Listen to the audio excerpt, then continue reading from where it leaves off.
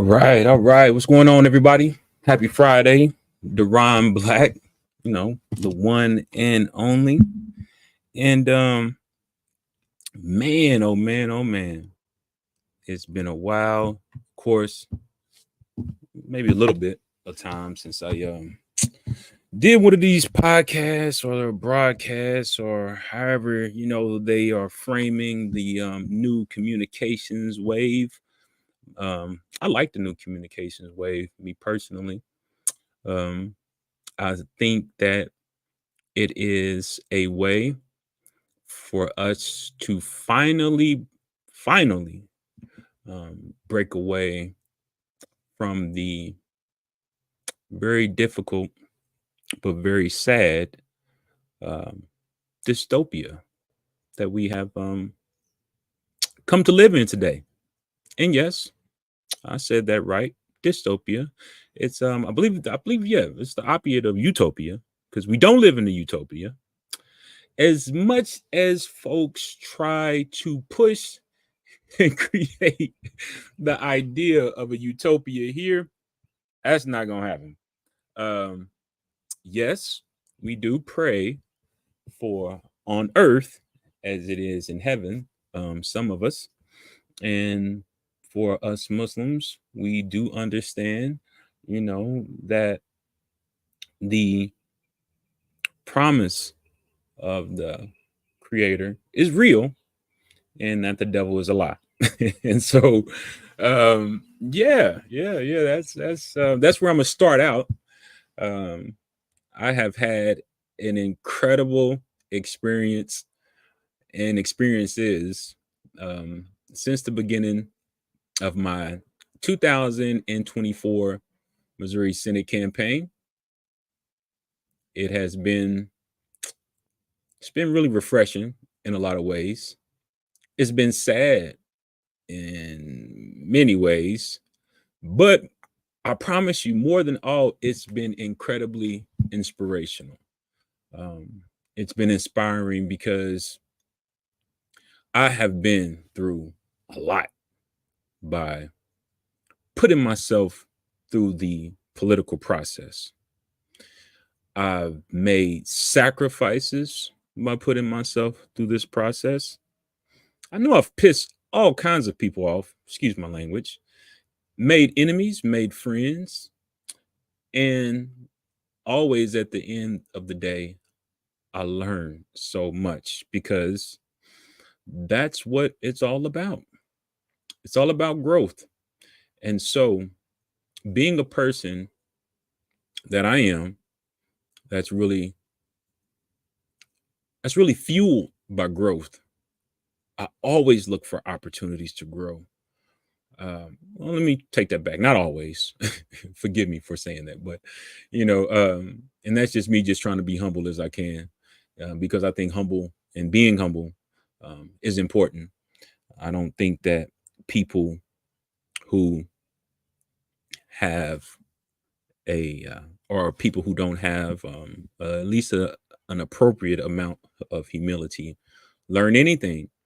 And if you are human, then you should understand the importance of wanting to learn and to grow.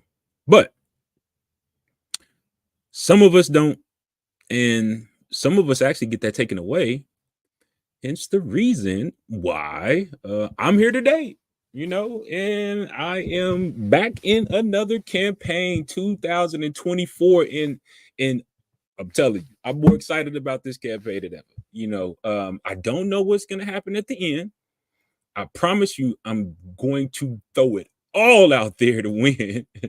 It's the only way that I know how to do it. I haven't always done that, but this time it is absolutely essential that I throw everything out here. And it's one of the reasons why I'm here right now doing this whole live stream thing. I please, because please, by any means, don't you ever, anybody who sees this video at any point in time, think that, Deron Black is some type of individual that needs to seek people's attention in any type, shape, form, or fashion. Not me, not how I get down.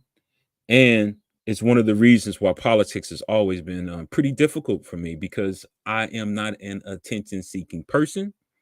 Ask my mother, Sherry Black, love you, mom. Shout out. I ain't never been that type of person. As a matter of fact, it's a big reason why I was never one of those type of individuals. But I was one of those persons that are children because I was a child at the time. I was one of those type of children who would literally go into the corner while all the grown folks was talking because I didn't want to get kicked out because I used to think some of the things that they were talking about were interesting. And when I came up, you know, children didn't necessarily hang around grown folks' conversations, right? But my mother was pretty young. And so, she is a fantastic mother. And when she was raising me, she let me see a lot, and she had young friends that I call uncles and stuff now, man. And it's crazy thinking back or thinking back then around those times, um my aunts and my uncles and all those folks, like I said, my mom, she was very, very popular in high school. She went to Lincoln High School, so shout out to Lincoln College Preparatory Academy here in Kansas City, Missouri. They always have been associated with the legacy of producing fantastic scholars over there. I've heard that there's been a lot of changes over at Lincoln lately. So yeah, we'll definitely address that because education is a part of my platform. And even shout out to the legislators who have recently been able to get more school choice in the books. And I really recommend that people really follow up, on that legislation that was recently passed. The bill doesn't come to my mind off the top of my head at the moment, but school choice is the new movement. And there's even a young woman out there. Her name is Lisa Watson. You can find her on X. I think it's Watson Speaking. And she has just done a fantastic job breaking down the numbers when it comes to school choice. So, as Miss Watson has very effectively communicated to me and basically indoctrinated me to the school choice ideology, I would definitely suggest that if you are an entrepreneur, if you are a person who is committed to hard work, because it's going to take some hard work, and if you want to create a business that will not only be fulfilling as far as the impact that you can have on a young person's life as being an educator or being a owner of an educational institution, yeah, you should definitely think about how you can create or tap into the process of really being a change maker for the future by looking at ways to leverage the legislation here in Missouri from school choice. One of the things that I was really surprised at, I won't say surprised, but it was kind of shocking, is the amount of resources that are actually in education. When you look at the budget of Missouri, anybody who's familiar with the budget of Missouri, education is an incredible expense. I think it's the second highest item in the Missouri budget. The Missouri budget is about $51 billion. It's way too high, way too high for a state budget. Again, it's part of the things that is on my platform. We are definitely getting rid of some income taxes around here and some other taxes as well, because that's what happens when you push a country and state, municipality, and all those other things down the road of serfdom.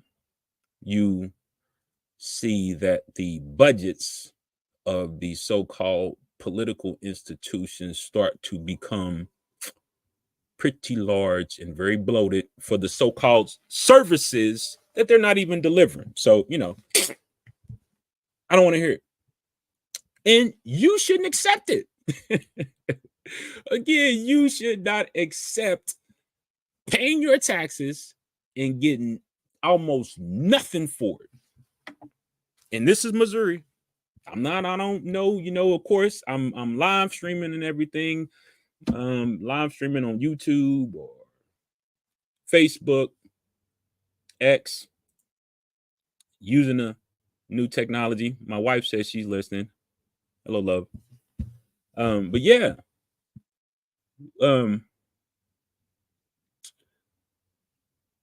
We are in a situation where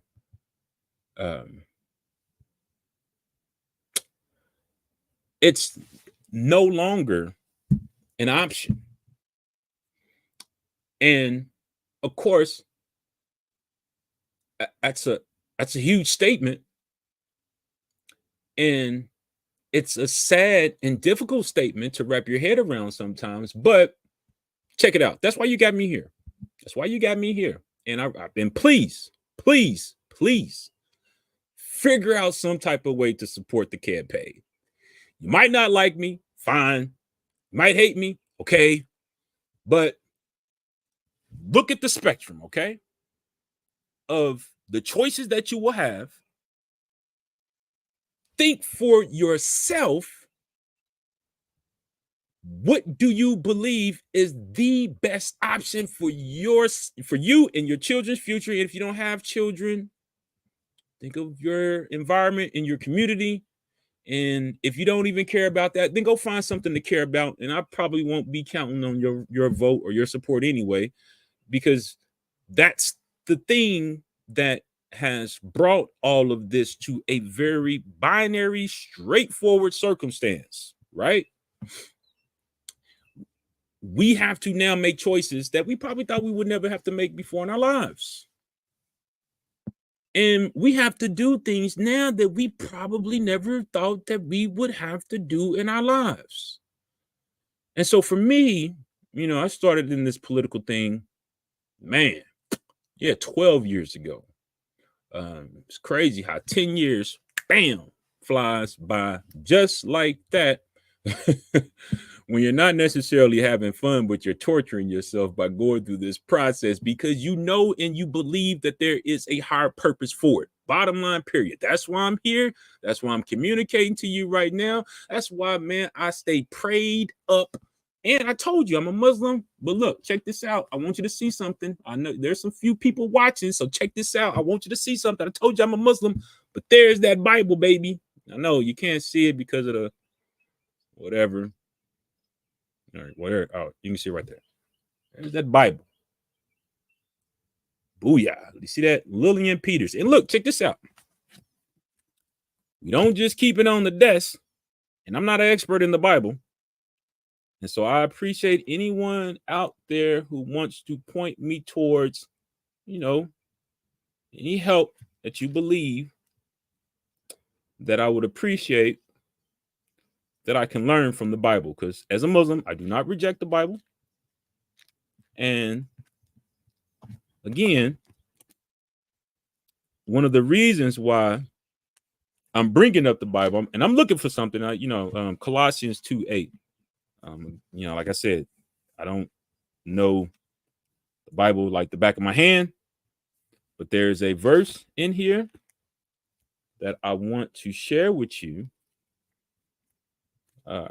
because it was shared with me again. And like I said, I am on a huge kick right now because I'm on this campaign trail. And I believe that campaigns are important. And I believe that you and I must really understand and support folks who have a reverence and a deep association, not no, mediocre or what do they call that lukewarm association. No, I'm talking about a deep association, which, I'm not perfect, but if you ask my wife, where do I spend my mornings for the most of the time, I'm trying to pray, I'm trying to read, I'm trying to elevate my spirit to the highest vibration possible, because all the low vibration stuff is death. So, and I can't find it right now, but again, like I said, it's Colossians 2:8.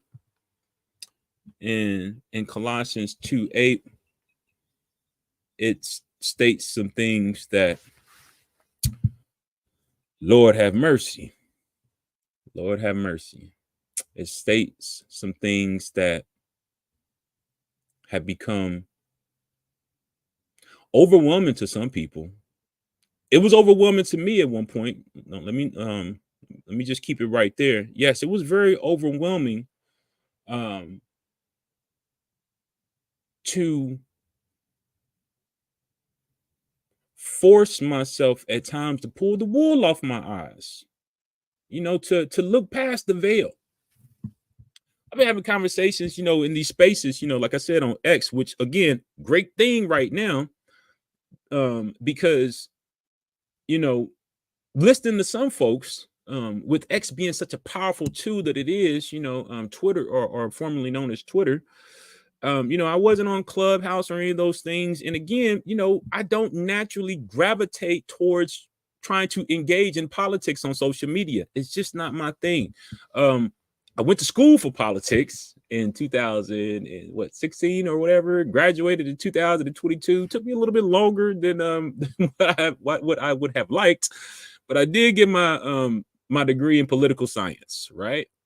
And I also got a minor in economics. And I'll share with you what a joke is in the economics clubs, right?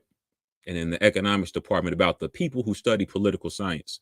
All of them, both of them are in the humanities, right? Social sciences, economics, politics, social sciences, right? But they are very different. And some people who are involved in economics believe that you don't need the politics, right? Man, come on, man. Get that money, right? Get the bag. You don't need no politics, no voting, none of that stuff. Get the bag. And then you have people in the political science department that say, man, that economic stuff, don't worry about that. They conservative.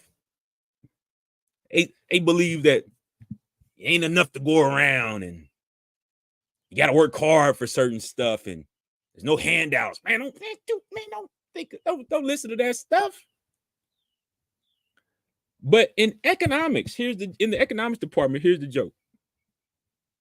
For people who study politics, right? Or no, for people who study economics, here's the joke about the people who study politics. In politics or in economics, the first rule is scarcity. In politics, the first rule is to forget the first rule of economics. Let me repeat it again, because I know I talk fast sometimes. In the economics department, the first rule is scarcity. In the political science department, the first rule is to forget the first rule about economics. And sometimes, you let it go over your head. And then other times, well, let me talk from my experience. So, growing up in Kansas City, Missouri, where I come from, and the people who I was familiar with, it is like now in 2024, so freaking hard, so hard to realize the game and the trick bag that you were thrown in. And it gets even more difficult when you realize that it wasn't just you thrown in the trick bag per se, like your community or your neighborhood or your people, but it was all kinds of people that were thrown into this trick bag, right? Some of us dealt with the burden a lot more graceful than others, but at the same time, when we looked in the bag, we were both in there together. So when I was coming up, thank God for my great grandfather and my great grandmother and my grandma, right? Because they were from the South. I was talking with my uncle the other day, and it's man, it's hard talking to some brothers, because you know they don't know their family, right? Or they don't have that association, they don't have that connection. And again, man, I feel like I was incredibly special because the reservoir of decency, good thinking, hard work, responsibility, and character were all laid by my great grandparents and my grandmother. My mom too, no doubt. Hats off to my mom and hats off to all the single mothers. But peep what I'm saying. My great grandmother and my great grandfather, right? Well, my grandmother, she came up from the South, and her experience, one of the reasons why I keep her Bible, because it was her experience that really tells the lie to those people who tell you that you should walk around and feel victimized. And I get passionate about that. Very, very passionate about that. Because, again, like I said, on the east side of Kansas City, 64127, and here I am right now. Like I said, 12 years, putting myself through this political process, 12 years. And I'm not mad about it. I'm not upset at all. And I really want you to see the pain that I'm having in my heart for the community, right? Because I know that people done came on here and they've watched me do all kinds of crazy stuff, be put in mental institutions and everything.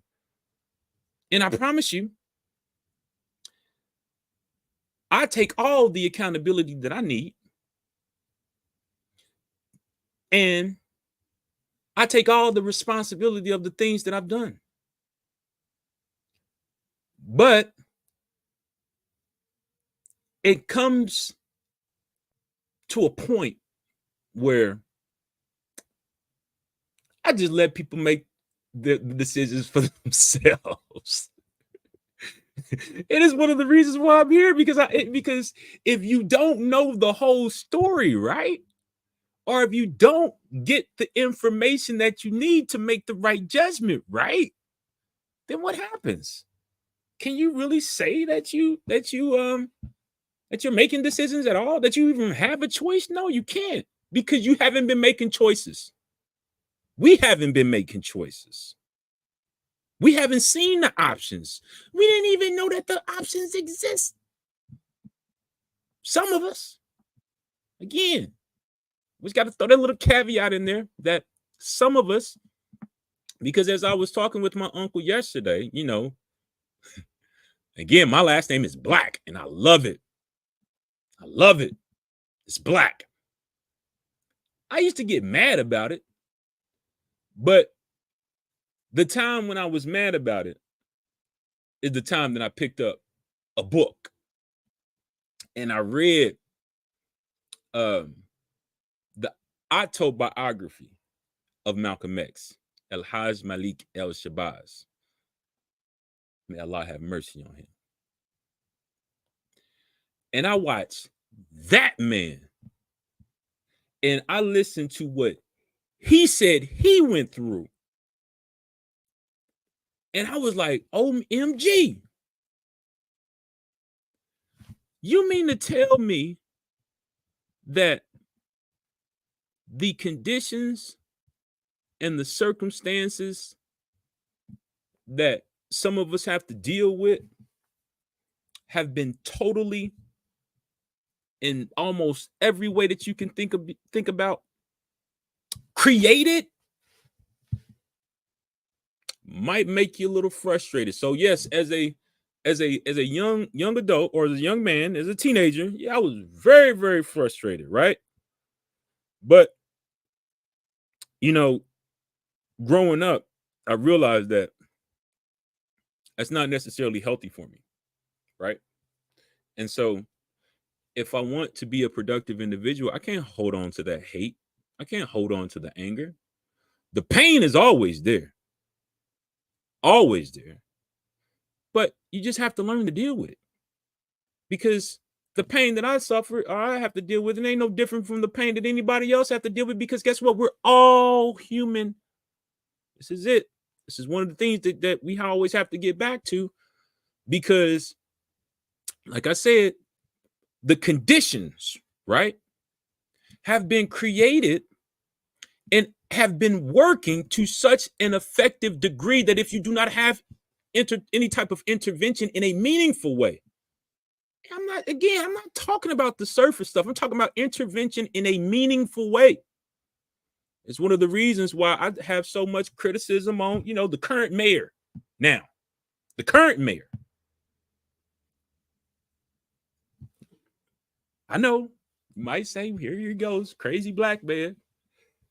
Look, hold on. I know. Look, I can find this, because some people don't know, and it's not even as if that I felt or I feel it's necessary to brag about.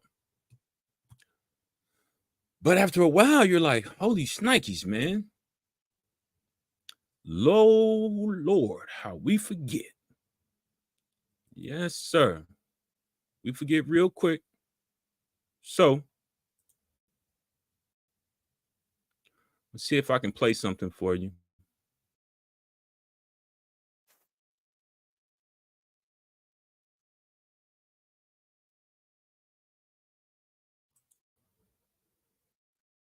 See if I can play something for you.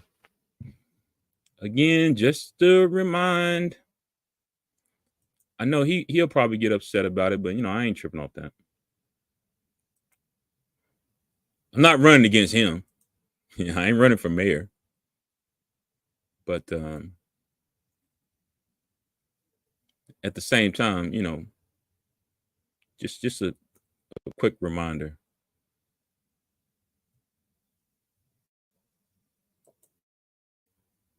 Things were going on the east side of town, which is certainly understandable. I don't either in a lot of regards. But, the bottom line is there's a good way to say things and a bad way. And unfortunately, he may have had a good message lost in a bad delivery. This was the second time your security detail helped you in a very dramatic way. But it's still there, right? It's still there. And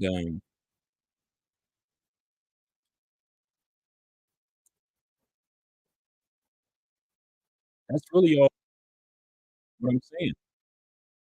That it's pretty dangerous and detrimental to an almost countless amount of people when we believe that this politics thing is a joke. Seriously. It's not a joke. Now, it's sad because that's how we've been played, especially here in Kansas City. I don't know about a whole bunch of other political situations outside of Missouri. I know a thing or two about Missouri. And like I said, 12 years. Let me rewind a little bit. So that was in 2013, me and Sly James. What happened in 2012? Well, in 2012, I ran my first campaign for state representative. those things still have bearing to this day. And you say, how? You lost, Black? Yeah, I know I lost. Of course I lost. Nobody's backing me. Nobody was supporting me. My father had asked me to talk to a couple individuals that he knew, and I said, I don't think so, Pops. Because when I look at the political situation from top to bottom, guess what? I know all that I need to know. I know that there's a whole bunch of lies going around. I know there's a whole bunch of deception going around. There's a whole bunch of criminality going around, and no one is willing to stand up and say anything about it, put themselves on the line, or even put themselves in the way to correct the situation if they can't grift first. You hear what I'm saying? Oh, yeah, they'll put themselves on the line. They'll intervene. They'll say something if you give them a check. So, like I said, me and my uncle were talking a little bit, and we were laughing because, you know, my uncle, man, the great wise man that he is, he was just basically telling me, and he's, oh my God, my uncle's incredibly smart. You do not be fooled. Do not be fooled. He just, I mean, again, like I said, they from the South, you see. And for some folks who know Southern culture and really understand Southern culture and really understand the people who were able, because everybody wasn't able to move out of the South, and for some of the people who even stayed in the South. We're talking about a cultural dynamic, right, of Black people that is completely different than what we know to be associated with Black culture today. And who do you blame? We're always talking about culture vultures, right? People stealing this and stealing that. I mean, seriously, like, what would you be so ashamed, or what would you be so concerned about somebody stealing something that ain't even benefited you either, right? Like, how much of it has it benefited you? I know you probably gain a lot from the identity and being associated with certain social groups and all that stuff. I know those things give you a psychological, you know, feel or whatever. But at the end of the day, what was I saying before? Oh, she mean one side says that you don't have to think about the economics, and then the other side says that you don't have to think about the politics. Well, I have to disabuse you because politics and economics go right along with each other. As a matter of fact, the people who don't want you to have an understanding and an association with these things, they tell you that they're separate. Because why? Again, what is the whole notion of what do they call the conquistadors or the conquerors or the empiricists or whatever? Divide and conquer. The strength is together. So break them apart and you deal with them, you know, in the little pieces. Just go ahead and through and mop them up, right? That's warfare. Politics is a form of warfare.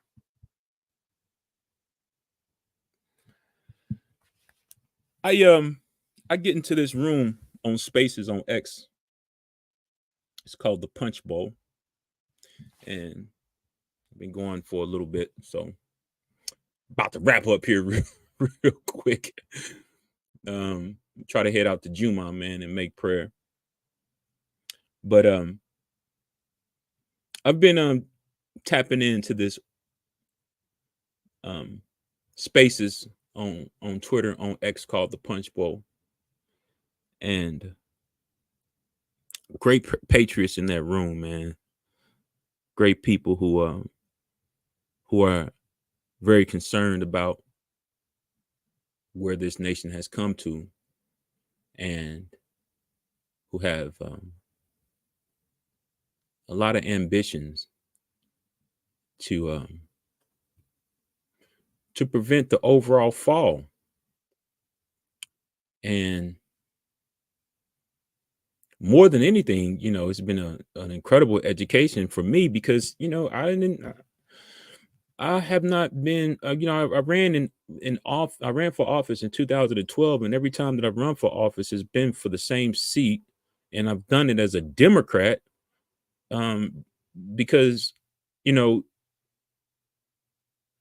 when I first ran, I didn't know anything, and then once I became aware of certain things, I tried to double down on the things that I was doing, So not only did I run, but I wanted to start organizations, and start nonprofits, and all those different things that are associated with the social aspect of life, right? And again, man, like I say, shout out to Miss Lisa Watson. Watson Speaks is her X handle, or Watson Speaking is her X handle, and I gotta promote Miss Watson, because again, she's one of those people that are highly educated, has all the accolades that you could ever want associated with your name, the boards, the directorships and chairmanships, and all those different executive level jobs from, the whole echelon of the liberal establishment, right? And me and her were having a conversation, right? And it's crazy because we were sharing some of the same experiences and have come to feel the exact same way about this situation that we're dealing with in politics, society, the world, culture, all of it. And she expressed to me how she felt that she was incredibly wrong and misguided. You see? So, listening to the Punch Bowl, man, I came across folks who, can, point me in directions to help me catch up to speed on what's been happening on the right just as much as the left. Because the understanding, I don't know if I'm not sure who's out there. It looks like it says 15 people listening.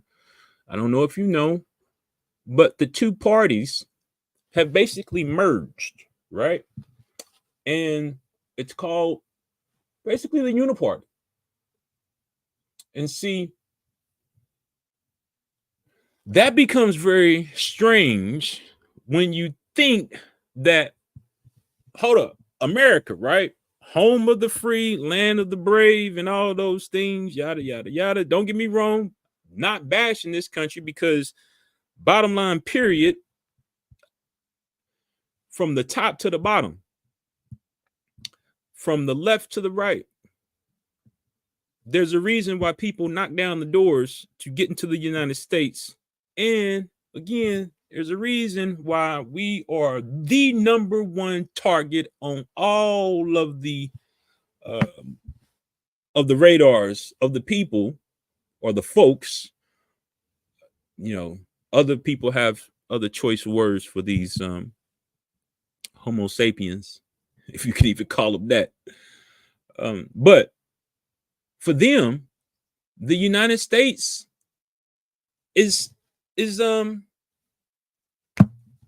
zero, right? This is the target, man. These are the guys running around here with all their freedoms and stuff like that. And ever since the beginning of it, right? They have been literally writing and documenting this whole experiment, waiting for the moment that they can bring it down.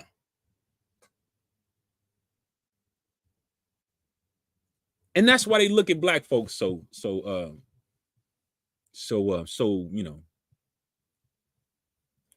much importance, I guess, right? And try to say that you don't have any importance, right? and try to make you believe and disassociate you from your agency, because the story of the United States of America is the story of Black people, right? Not just Black people, but Black people are involved in the creation of the so-called American dream. When I believed and had a high level of reverence for our society, it was because of what I saw my grandmothers and my great grandparents able to do, or my grandmother, my great grandparents. I saw what they was able to do in this country. A person who does not know how to read or write at one time takes care of his whole family, not just his family, but his children's family as well. Incredible. A woman who worked at a nursing home purchased her own home. More square footage than anybody who so-called in the upper echelons of, almost 2/3 of the countries in this world, right? She did that as a healthcare provider working at a nursing home. So she wasn't making all kinds of crazy money, and she didn't only take care of her kids, she took care of her grandkids too. Like I said, living testament. And she didn't have a college degree. She had a PhD. She didn't even have a union, but she did it. And you say, wow, if those people can do that here, what's wrong with me? And again, I didn't finish the story, like I said, that me and my uncle was having. But the conversation that me and my uncle were having, like I said, he's an incredible man. Incredible man. He retired early. And he worked for it. Worked for early retirement. He's living his dream. Gets up every day, does what he wants. And he put in those years of work to be able to do exactly what he's doing. So he had a plan. And he's always talking to me about, the different guys that he grew up with and the guys that he was around and where they at now. And man, I'm telling you, it's sad. It's sad, yo. Again, like I said, when I was coming up, when I was a young, child or whatever, I think my uncle is about 5 years older than my mother. So he was in his early 20s, now he's in his mid 60s. And so basically he can tell me, because I listen, about the experiences of men in his generation and my mother's generation. And I can see where a lot of things went wrong, yo. Where a lot of things went wrong. And then, like I said, talking with my uncle, we related it back to a period of time. And that period of time was slavery, where you had the house Negro and the field Negro. And I go back and listen to Malcolm X's oration on the house Negro and the field Negro. Oh my God.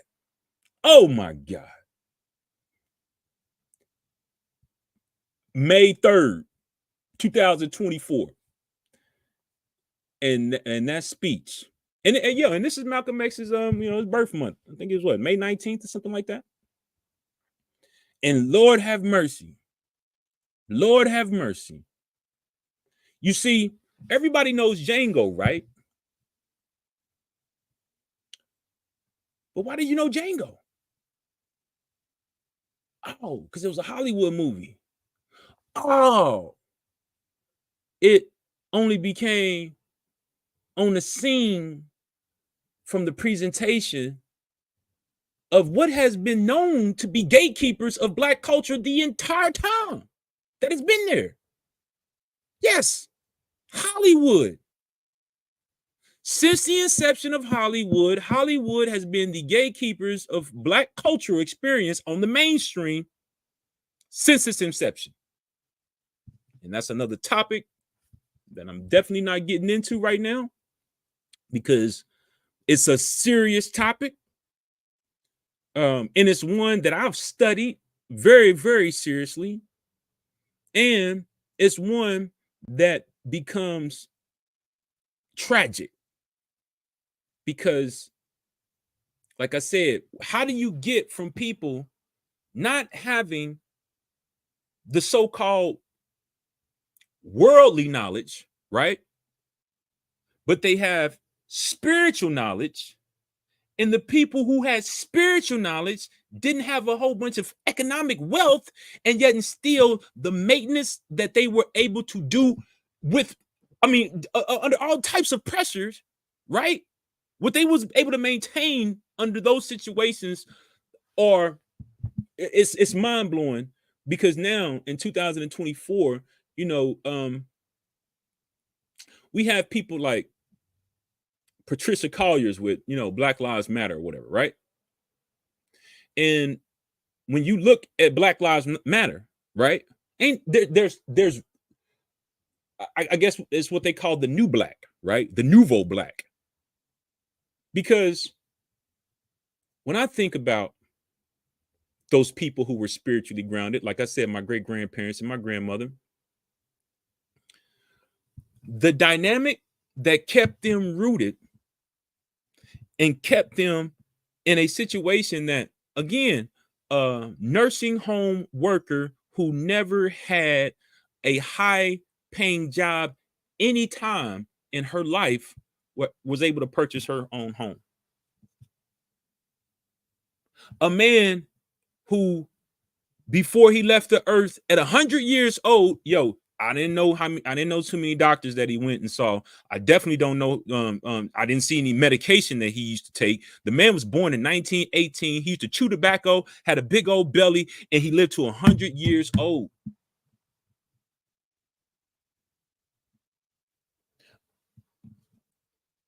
When you look back at those type of individuals and those type of people and what they were able to do in spite of the situation, it's nothing less than a miracle. Because now in 2024, the capacity in the so-called quality of the living experience, right, does nothing for us. And you can take that how you want to, because as the great Dick Gregory said, if you don't have $1 billion, you ain't white. And so what has been happening in 2024 is a lot of awakening has been taking place. Because even the people, right, like the so-called white people, they realized that that was a game. They realized that they was put in the trick bag because of the whiteness, right?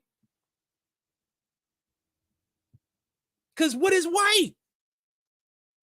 White's not Italian or Irish, Jewish or Norwegian or wherever.